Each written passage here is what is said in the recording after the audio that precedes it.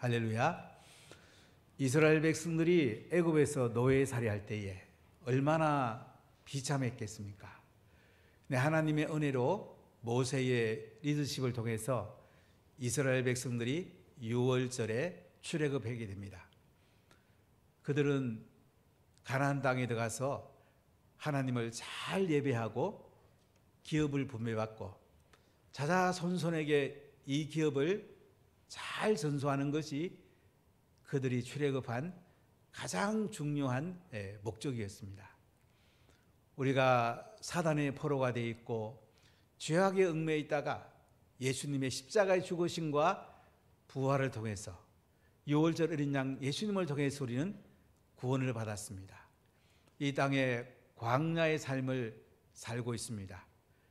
불신과 원망과 불순종은 광야에서 다 죽고 믿음과 순종을 가지고 우리가 가나안의 기업, 하늘의 기업을 받고 하늘의 풍성함을 누리면서 예배드리고 하나님의 영광을 누리는 것, 이것이 우리가 이 땅에 사는 존재의 이유입니다.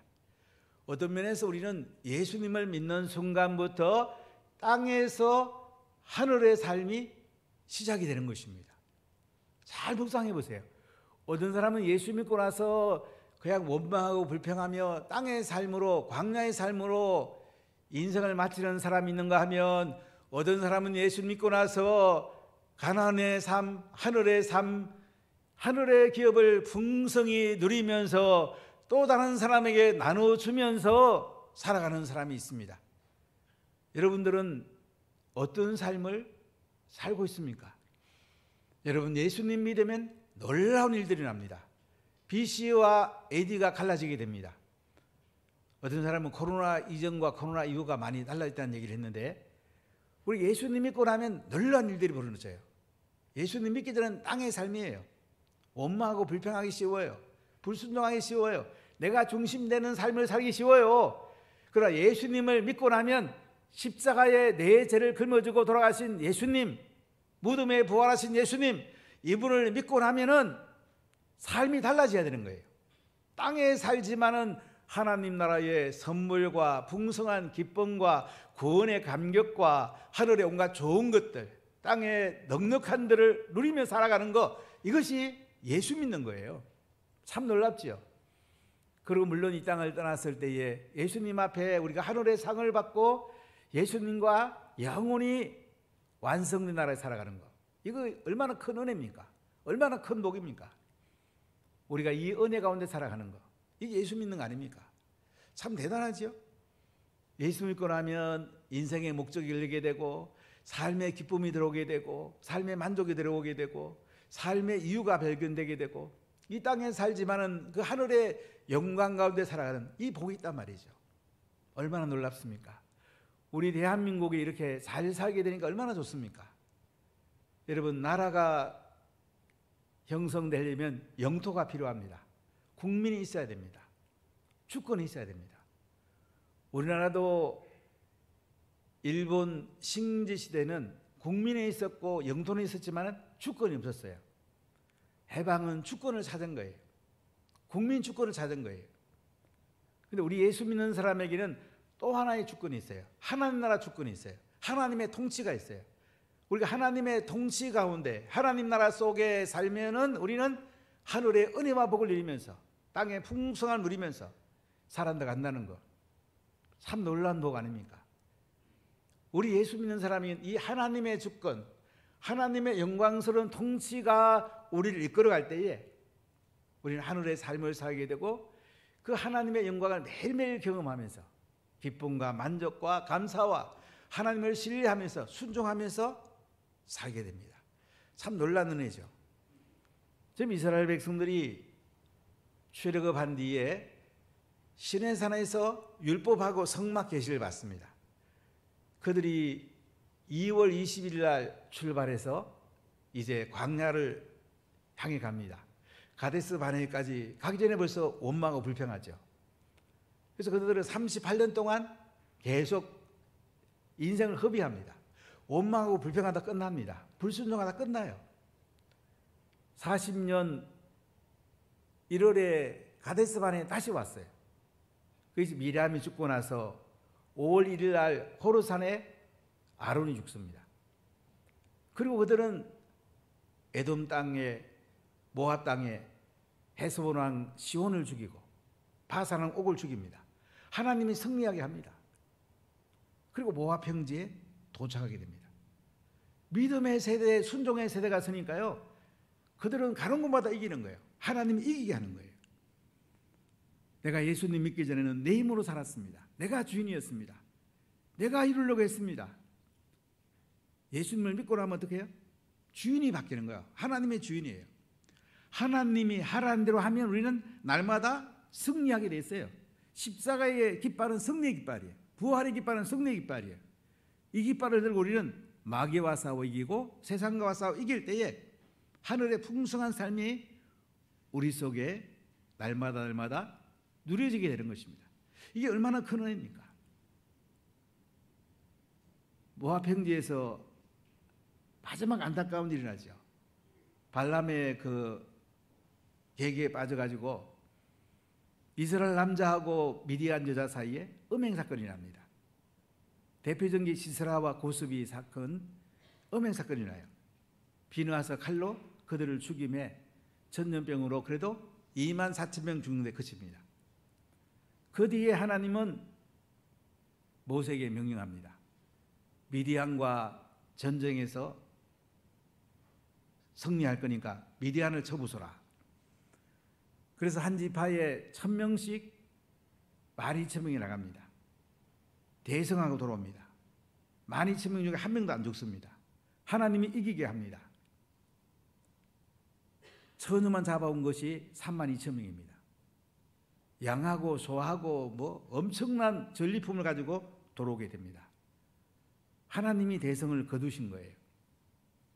이걸 뭘 알게 합니까? 니들이 가나안 땅에 들어가서 하나님이 하라는 대로 하면, 하나님의 전략대로 순종하면 하나님이 전쟁에서 이기게 해준다. 가나안 땅은 이 기업인데 이미 너에게 준 거다. 하나님을 주인으로 섬기고 하나님 말씀에 순종만 해라. 그러면 하나님께서 여리고 아이 각 성마다 다 니들한테 선물로 줄 거다. 이렇게 하나님께서 미리 맛을 보게 하는 것을 볼 수가 있습니다. 우리가 예수 십자가의 은혜로 살면은 날마다 예수 이름만 부르면은 사단은 도망가게 되고 하나님 나라가 우리 가운데 임하게 됩니다. 우리 그 은혜 가운데 산다는 것이 얼마나 큰 복입니까? 이제 세상 판도들이 많이 바뀌고 있습니다. 이번에 인도에 가서 깨달은 건 뭐냐면, 인도가 이제 세계의 G2는 될 수 있겠구나. 중국을 따라 넘을 수 있겠구나. 그 마음이 제 속에 많이 오더라고요. 인구도 이제 14억 중국을 따라 넘겼고, 자본주의 체제이기 때문에 공산주의 체제인 중국을 2035년 되면 적어도 중국은 따라 넘기겠구나. 이 마음이 오더라고요. 더 중요한 것은 인도에 계속 이제 교회들이 많이 세워지고 많이 보고받고 있습니다. 하나님의 주권이 인도를 통치하면은 인도가 미국과 함께 G2가 될 수 있겠구나. 이런 마음이 제 마음에 와닿더라고요. 대한민국을 한번 생각해 봤어요. 대한민국은 지금 굉장히 중요한 순간에 와 있습니다. 제일 큰 문제가 저출산 문제입니다. 자녀를 안 낳으면 대한민국은 희망이 없습니다. 우리가 자녀를 둘, 셋씩은 낳아야 돼. 그럼 동성애 문제 해결해야 됩니다. 그럼 가능성이 있습니다. 이거 해결을 하지 못하면 30년이 지나면 필리핀보다도 경제 규모가 더 작아질 수 있다. 이게 미국에 연구한 사람의 그 연구가 있습니다. 우리 대한민국이 그래도 이렇게 된 것은 이승만 대통령의 헌법, 자유민주주의 헌법, 박정희 대통령의 산업화, 김영삼 대통령의 민주화, 이 바탕 위에 세워진 거잖아요. 근데 더 중요한 것은 70년대, 80년대 한국교회가 대부흥하면서 하나님의 주권이 대한민국을 통치한 거예요. 하나님의 통치함으로 대한민국이 이렇게 영광스럽고 성결한 나라, 하나님의 영광이 많은 나라가 된 것입니다. 이 나라를 잘 보존하려면 어떻게 해야 되겠어요? 지금 학교 교육이 잘못됐기 때문에 또 세상 가치가 들어와서 자꾸 자녀를 안 낳으려고 그래요. 인도는 계속 자녀를 낳습니다. 한 집에 3명, 4명, 많은 집은 7, 8명이에요.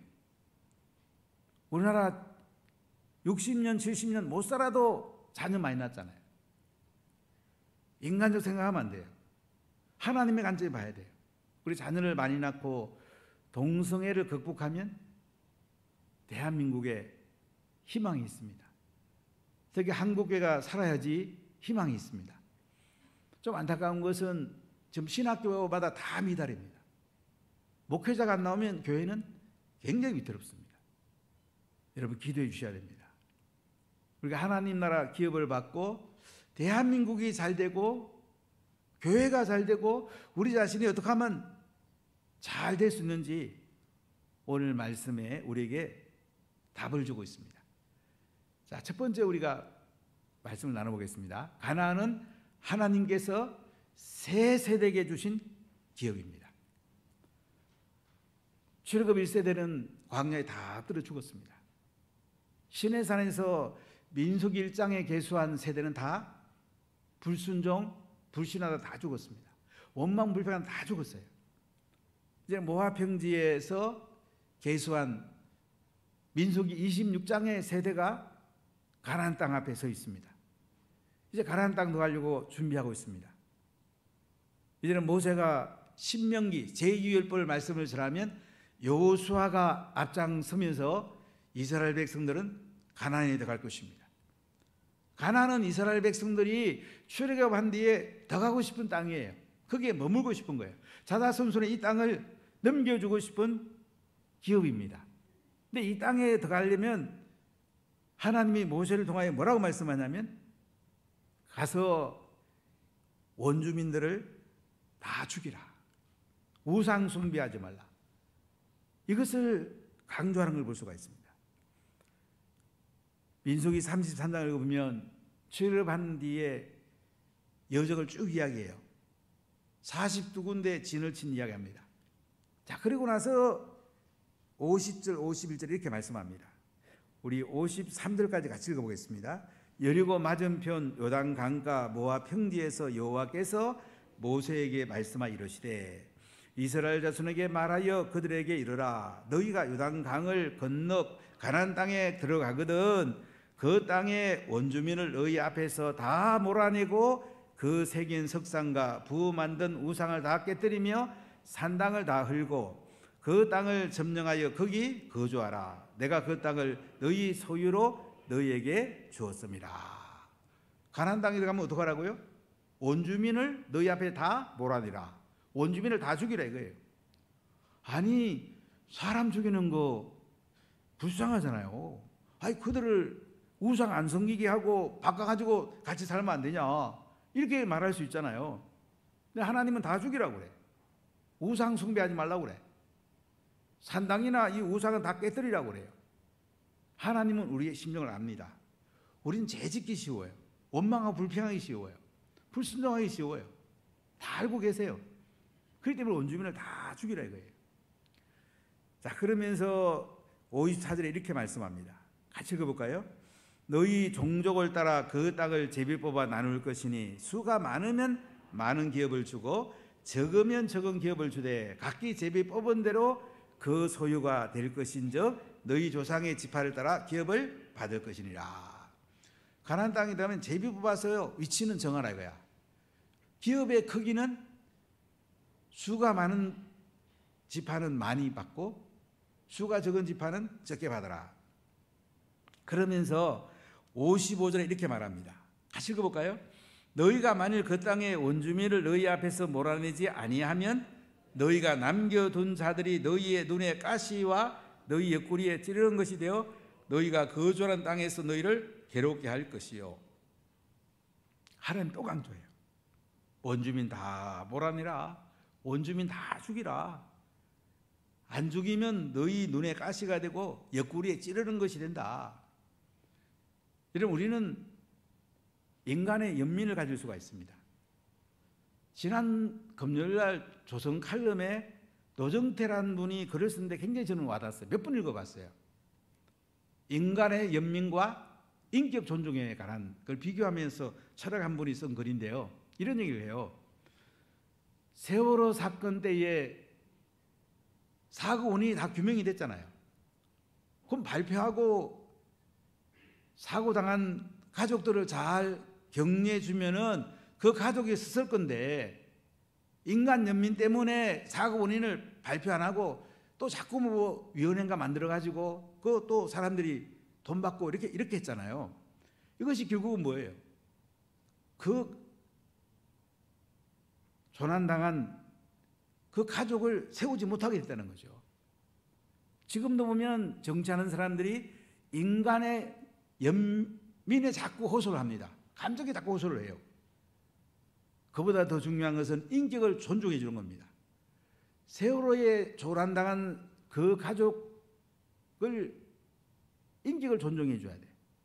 그러면 원인은 이건데 이제는 일어서서 본래의 삶으로 돌아가라고 격려해 줘야 되는데 자꾸 연민에 빠지게 함으로 말미암아 세월호 사건을 이용한 거죠.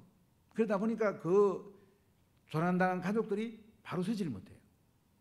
우리 대한민국의 가장 중요한 헌법 가치는 자유민주주의하고 인간의 존엄과 가치입니다. 행복 추구권입니다. 인격을 존중해야 됩니다. 이것을 인간의 연민을 보고 원주민을 안 쫓아내면 어떻게 해요? 그 때문에 이스라엘이 오히려 눈에 가시가 되고 옆구리에 찌르는 것이 된단 말이죠. 가나안 땅에 들어갔는데 이 말씀대로 이스라엘이 안 해요. 기브온 사람이 와서 가까이 있는 사람인데 우리 멀리서 왔다고 보라고 떡에 곰팡이 안 피냐고 그래갖고 물 깃고 나무 패고 하는데 썼는데요. 어떻게 됩니까? 결국 그들에 의해서 이스라엘은 망합니다. 북이스라엘은 아수르로 팔려가게 되고 남유다는 바벨론으로 포로 잡혀가게 됩니다. 여러분, 레바논 나라가 원래 기독교 나라예요. 이 사람 난민 받다가 그 난민들 때문에 나라가 완전히 지금은 빈민국이 됐습니다. 잘 살던 나라가 이슬람을 불쌍히 여기다가 인간 연민 때문에 나라가 망했어요. 서구가 그렇습니다. 기독교 나라들이 쟁쟁했잖아요. 그런데 파키스탄, 인도, 벵글라데시, 중동에서 노동자들 와가지고 일시키고 이제 이슬람이 이제 자녀를 많이 낳으니까 영국만 해도 교회 나가는 사람이 3%도 안 돼요. 근데 이슬람은 벌써 7% 넘었었어요. 뭐 좀 지내보세요. 50년, 100년 전에 어떻게 되겠어요? 이슬람 나라들 가능성이 굉장히 많죠. 우리가 이 우상 숭배하는 거 여러분 우리가 조심해야 됩니다. 동성애 어쩌니 막아내야 됩니다. 하나님 나라보다 더 가치 있는 것을 이 땅의 것을 구하면 다 우상이에요. 그럼 나라는 위태롭습니다. 이스라엘 백성들이 가나안 땅에 들어가면 그 원주민 다 죽이고 우상 다 부숴라. 그것이 너희들이 사는 길이라. 이것이 인격을 존중하는 길이다. 이렇게 말씀하고 있습니다. 여러분 땅은 중요하잖아요. 여러분들이 땅을 산다면 몇 평이라 그러면 청량해갖고 이 경계 중요하잖아요. 이스라엘 백성들이 가나안 땅에 들어가서 차지할 이 기업의 경계가 중요해요. 그래서 34장 1절부터 12절에는 가나안 서쪽의 경계를 말씀하고 있습니다. 자, 34장 1절 2절을 한번 읽어보겠습니다. 여호와께서 모세에게 말씀하 이르시되 너는 이스라엘 자손에게 명령하여 그들에게 이르라. 너희가 가나안 땅에 들어가는 때에 그 땅은 너희의 기업이 되리니 곧 가나안 사방 지경이라. 하나님께서 모세에게 또 말씀하세요. 자, 모세는 120세입니다. 인생 마칠 때까지 하나님의 음성을 잘 듣고 있어요. 지금으로 하면 늘 새벽에 기도했죠. 여러분 인생 마칠 때까지 새벽 기도 안 하실래요? 내일부터 우리가 또 같이 기도하는데 나이 들으면 새벽 기도하기 더 좋잖아요. 모세는 120세 됐는데도 하나님 음성을 듣고 백성에게 전달합니다. 가나안 땅을 경계를 잘 듣고 이스라엘 백성들에게 알리라고 합니다. 3절에 보니까 너희 남쪽은 에돔 곁에 접근한 신광야의 너희의 남쪽 경계는 동쪽으로 염의 끝에서 시작해갖고 돌아서 아그라빔 언덕 남쪽에 이르고 신을 지나 가데스바네 남쪽에 이르고 또 하살아난을 지나 아스몬에 이르고, 이렇게 남쪽은 보면 에돔 곁에 있는 신광야, 이 염해부터 시작해갖고요 가데스바네아, 서쪽의 지중해까지, 여기 남쪽 경계를 알려줍니다. 서쪽 경계는 대해, 지중해다. 북쪽 경계는 7절에 보면 호르산까지, 대해에서 호르산까지, 하맛 어기, 유프라테스강 시작이 있는 지금 시리아입니다. 그리고 이제 하살아난, 하살에난까지 북쪽 경계고, 동쪽 경계는 하살에난부터 이제 갈릴리 호수, 그리고 염해, 사해까지가 경계다. 이렇게 요단 서쪽의 경계선을 하나님이 모세를 통해서 이스라엘 백성들에게 말씀을 해요. 땅은 중요하잖아요. 하나님이 아브라함에게 가나안 땅을 준다고 그랬고, 너희 후손이 하늘의 별처럼 땅의 모래처럼 많다고 그랬어요. 우리가 하나님의 기업을 누리면서 후손들에게 이 기업을 물려주는 거 굉장히 중요해요. 여러분, 자녀를 많이 낳고 말씀을 잘 전수하는 것이 최고의 복입니다. 부모의 복이 되기도 하고 나라의 복이 되기도 합니다. 이 기업을 물려주라. 하나님께서 새 세대에 이 기업을 물려주라고 합니다. 자, 기업을 받으면 어떻게 할까요? 잘 분배해야 됩니다. 두 번째, 하나님께서 새 세대의 기업을 분배하시는데요, 13절 14절을 같이 읽어보겠습니다. 모세가 이스라엘 자손에게 명령하여 이르되 이는 너희가 제비 뽑아 받을 땅이라.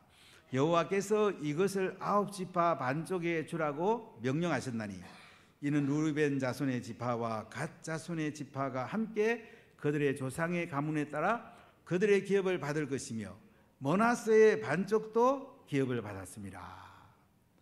자, 이제 요단 서쪽에 있는 땅 경계를 이야기해 주면서 9지파 반쪽에게 이거 나눠주라 이거예요. 제비만 나눠주라 이거예요. 위치는 제비를 뽑아야 돼요.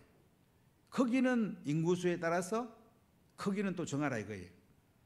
그리고 동쪽에는 루벤 지파와 갓 지파와 므낫세 반지파에게 모세가 이미 나눠줬습니다. 루벤 지파는 아르논 강에서 너보산 헤스본 고경계까지, 그 위에 약복강까지는 갓 지파, 그리고 그 위에는 헐몬산 밑에는 므낫세 마길 지파에게 나눠주게 됩니다. 이쪽은 해가 뜨는 쪽인데, 동쪽인데 이미 기업을 나눠줬어요. 가나안 서쪽과 동쪽 이걸 다 합쳐가지고 하나님께서 이스라엘 백성들에게 기업으로 준 것입니다. 지도 한번 보여주실랍니까? 지금 말하면 이제 이스라엘이 사는 땅, 요르단 땅, 이 땅을 이제 이스라엘 백성들에게 기업으로 준 거죠. 그리고 12지파에게 이 나눠줍니다. 오른쪽에 보면 루벤, 갓, 므낫세 동쪽 지파 있죠? 그 다음에 요단 서편에 보면 시몬, 유다부터 쭉 이렇게 므낫세 반지파가 있고, 에브라임, 스불론, 이사갈, 단이 나중에 위쪽으로 이동하는데요, 이런 여러 12지파들이 땅 분배를 받습니다. 그리고 레위인들이 48개 성에 24,000명이 나눠서 살게 됩니다. 원래 말하는 교회라고 말할 수 있죠. 레위는 하나님의 기업이에요. 땅을 기업으로 못 받아요. 그리고 백성으로부터 11조를 받아서 그들이 삶을 살아갑니다. 48개 성 가운데 6개 성은 도피성입니다. 살인죄는 복수를 당해야 되고요, 과실치사죄는 도피성으로 빨리 가면은 장로님들이 재판을 해가지고 도피성에 피하게 해줍니다. 제사장이 죽을 때까지 그곳에 머물면 살게 됩니다. 제사장이 죽은 뒤에 자기 집으로 돌아갈 수가 있습니다. 오늘날로 말해보면 하나님이랑 기업을 잘 받아야 되고요, 그 다음에 이 땅에 성읍들, 교회들이 잘 서야 돼. 제사장들이 잘 서야 돼. 레위인들이 잘 서야 돼. 교회가 건강해야지 하나님의 주권이 풍성하게 되고 교회도 잘 되고 나라도 잘 됩니다. 가정도 잘 됩니다. 이게 하나님의 원리입니다. 자, 이렇게 기업을 나눠주게 해요. 여러분, 우리나라에 보면 이 분배하고 성장 때문에 이제 많이 경론이 있는데요. 지난번에 정운찬 총님이 오셔서 비전 콘서트 한 적이 있는데 제가 경제를 물어봤더니 그분이 계속 말씀하신 건 동방성장이다. 성장하면서 분배해야 된다. 성장 안 되면 뭘 나눠주냐. 성장돼야 나눠줄 게 있잖아요. 지금도 국회에서 예산안이 통과되지 못하고 있습니다. 제일 큰 것이 법인세 문제입니다. 야당 쪽에는 부자 감세 안 된다. 아니, 큰 기업을 어떻게 세금을 내릴 수 있느냐. 여당 쪽에는 아니다. 세금을 내려줘야지 기업이 단두로 안 가고 이윤을 많이 남기면 근로자에게도 돌아갈 거 아이가. 이렇게 이제 서로 경론을 하고 있습니다. 작은 거리를 보면 야당의 이야기에 일리가 있습니다. 큰 기업은 세금 많이 낼 수 있는데 그렇게 되면 기업이 발전할 수가 없잖아요. 큰 길을 보면 법인세를 내려야 됩니다. 그래서 이윤을 남겨가지고 기업하고 근로자 같이 나눠야 돼. 그래야 좋은 분배가 안 되겠습니까?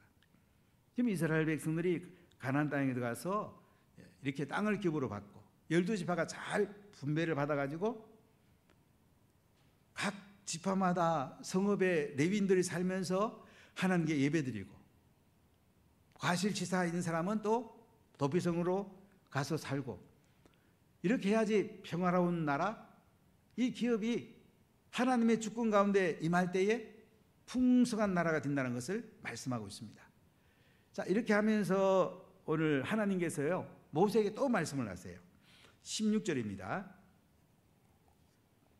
우리 같이 한번 읽어보겠습니다. 여호와께서 또 모세에게 말씀하여 이르시되, 또 모세에게 말씀하여 이르시되, 이렇게 말해요. 이런 모세는 120세고요. 이제는 신명기 말씀을 전하면 마지막을 이제 조상에게 돌아가야 돼요. 그런데도 하나님 음성에 늘 민감해요.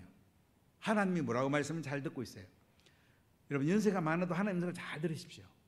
100세가 돼도 잘 들으십시오. 그것이 하나님의 은혜를 누리는 길이에요. 자, 하나님 모세에게 뭐라고 말씀하는지 봅시다. 17절 같이 읽어보겠습니다. 너희에게 땅을 기업으로 나눌 자의 이름은 이러하니 제사장 엘르아살과 눈의 아들 여호수아니라. 가나안 땅에 들어가서 이제 기업을 나눠주는데 12지파에게 나눠줘야 되는 주사를 세우는데 제사장 엘르아살과 눈의 아들 여호수아다. 아론이 이제 출애굽 40년 5월 1일에 호르산에 죽었기 때문에 엘르아살이 대상이 된 거예요. 여기 보면 엘르아살이 여호수아보다 앞에 나옵니다. 왜 그러냐면 모세는 하나님과 대면해가지고 하나님 음성을 잘 들었습니다. 근데 여호수아는 하나님의 음성 듣는 부분에서 엘르아살을 통하여 듣게 만듭니다. 제사장 엘르아살이 하나님 음성을 듣기 때문에 더 앞에 나와 있습니다. 여호수아, 갈렙, 이들은 정탐꾼으로 갔던 사람들인데 40년 동안 지도자로 건재한 걸 볼 수가 있어요. 믿음의 사람, 순종의 사람은요 하나님 계속 사용합니다. 그러나 불신의 사람, 불순종의 사람은 광야에서 다 하나님 죽입니다. 우리가 하나님께 끝까지 쓰임받아야 안 되겠어요? 인생 마칠 때까지 하나님께 지도자로 쓰임받아야 되지 않겠어요? 여호수아, 갈렙처럼 여러분 쓰임받아야 되지 않겠어요? 믿음의 눈으로 보십시오. 말씀에 순종하십시오. 하나님 여러분들을 사용하기 원하십니다. 자, 18절 읽어볼까요? 너희는 또 기업의 땅을 나누기 위하여 각 지파에 한 지휘관씩 택하라. 19절 그 사람들의 이름은 이러하니 유다 지파에서는 여분의 아들 갈렙이요. 그 다음에 20절에 시몬 지파에서는 암미우스 아들 스무엘이요. 베냐민 지파에서는 누구요? 28절 납달리 자손 지파에서는 지휘관 보다힐이요. 이렇게 10지파 가나안 서쪽의 땅 분배받을 지도자의 이름이 나옵니다. 여러분 1장에 읽어보면 그들이 시내산에 출발할 때에 지도자 이름이 나와요. 12명. 13장에는 가나안 정탐할 때에 12명의 이름이 나옵니다. 오늘 그리고 여기 34장에 이제 가나안 땅을 정복하고 가나안 땅에서 땅 분배할 때에 각 지파에 지휘관이 나와요. 지휘관은 중요하죠. 우린 지난 정권에서 대통령이 얼마나 중요한가를 봤어요. 대통령 나라를 세워야 되는데 나라를 망가뜨리는 게 한순간인 걸 봤어요. 저는 그 뒤에 대통령을 정말 많이 기도해요. 윤석열 대통령 늘 기도해요. 하나님 지혜와 명철을 주세요. 성령을 충만해 주세요. 이 나라를 바르게 잘 끌어가게 했어요. 노동개혁, 연금개혁, 교육개혁을 잘해서 이 나라가 든든한 반석 위에 서게 해주세요. 우리가 이런 기도를 해야 됩니다. 인기가 없어도 우리가 나라를 위해서 멀리 보고 잘 이끌어가는 지도자, 이 사람이 훌륭한 지도자예요. 사랑하는 원화가족 여러분, 지금 이스라엘 백성들은 모압 평지에 있습니다. 이제 가나안 땅에 들어갈 것입니다. 하나님이 가나안 땅을 기업으로 줬다고 그럽니다. 분배하라고 말씀하십니다. 이제 분배할 지도자를 세웁니다. 그들은 가나안 땅에 들어가서 이제는 하나님을 잘 예배하고 기업을 공평하게 나눠서 자손 대대로 이 기업을 잘 가꿔서 하나님 은혜를 누리고 하나님께 영광을 돌리고 그 하늘의 삶을 살아가라고 오늘 하나님께서 말씀하고 있어요. 십자가에 피를 죽으시고 부활한 예수를 믿은 우리들은 하나님 나라 기업을 이미 받았어요. 하늘의 풍성한 좋은 선물들을 받았어요. 이것을 우리가 또 다른 사람들에게 분배하면서 사람을 세워가면서 우리 자녀를 말씀 맡은 대로 키워나가면서 이렇게 하늘의 풍성한 기업을 우리가 분배하고 흘러보내고 나누어주고 내가 누리고 살아가는 것, 이것이 우리가 예수 믿는 우리의 삶이 되어야 됩니다. 여러분, 땅에서 하늘의 풍성한 기업을 누리면서 영광스럽게 살아가는 오나 가족들이 다 되시기를 예수님 이름으로 간절히 축복합니다.